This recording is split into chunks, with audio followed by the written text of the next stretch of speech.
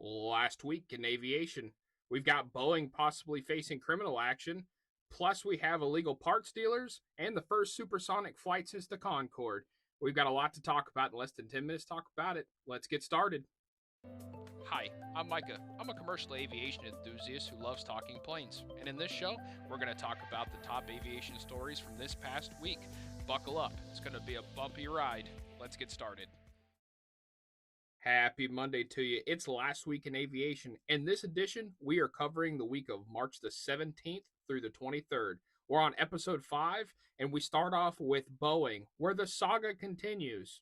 This time, they're in hot water with the FBI, the Federal Bureau of Investigation. So the FBI has launched an investigation into the January incident of the Alaska Airlines MAX 9 mid-air door blowout and has been contacting passengers of the flight, telling them that they may have been victims of a crime. This after Boeing's reputation has taken a severe hit in the past few months and past few years, with reports of other airlines finding loose bolts on their 737 MAX aircraft, which was the key proponent in the mid-air door blowout. Also, the plane maker's production methods and standard operating practices are under observation from the relevant authorities. Boeing's legal troubles could increase even further after it was reported that the U.S. Justice Department was examining whether it failed to comply with an earlier agreement signed after the two 737 MAX crashes of Lion Air and Ethiopian Airlines.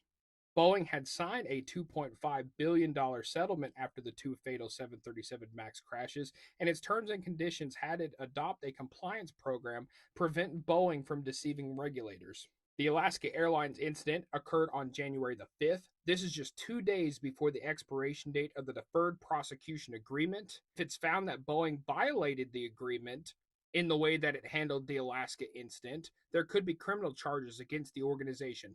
Boeing's board of directors also apparently agreed to meet with major airline CEOs without the presence of its CEO, David Calhoun, as reported by Fox News and the Wall Street Journal. Well, we've been saying it since episode 1. We are on fire watch. Is it the week that David Calhoun, the CEO, or other executives of Boeing get let go or fired? Now we are also looking for indictments or potential arrests in the future, depending on how this FBI investigation comes out.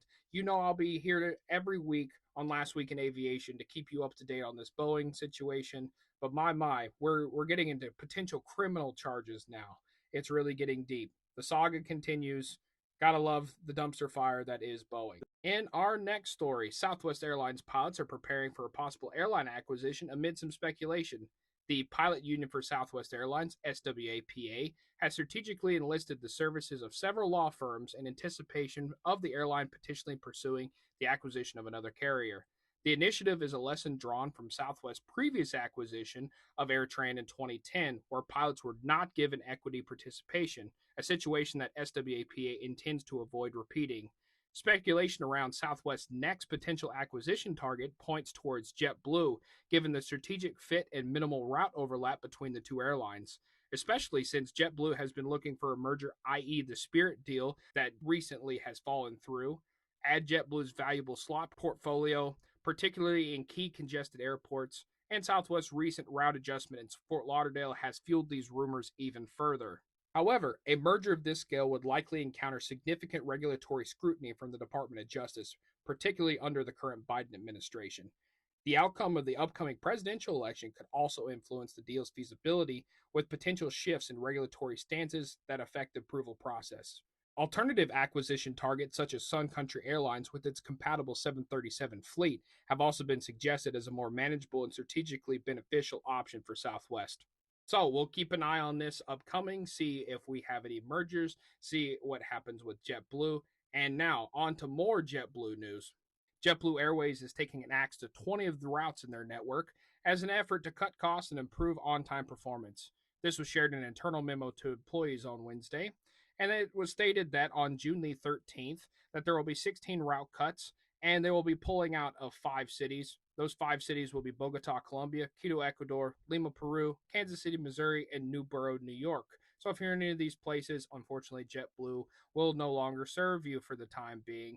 But we were asking when the Spirit JetBlue merger died, what exactly was going to happen, and we are now seeing the ripple effects, at least on JetBlue's end now, As we just talked about in the previous segment, Southwest may be looking to merge with them, but that's unsure. So, uncertain times for JetBlue. We'll keep an eye on it. We'll keep following up as the weeks go along. Last but not least this week, Boom Supersonic completes its XB-1 demonstrator flight.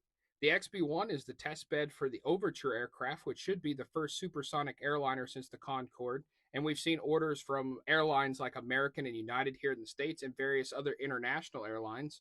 But it had its first flight on the 22nd. It reached an altitude of 7,100 feet and it cruises at a speed of 238 knots. From Boom Supersonic's statement, it met all its initial objectives in its first flight. It was far away from supersonic level, but we will see what the testing holds in the future. And then hopefully we'll see a rollout here in the next few years to the airlines that have already placed orders. And then we can fly supersonic again, just like in the days of the Concord. That ought to be fun. Well, everyone, unfortunately, I am out of time for this episode of Last Week in Aviation. But hey, I appreciate you for joining me. If you're new, we appreciate you. If you've been listening, we appreciate you. Come check us out. Trash Can Network. Come find us on social media.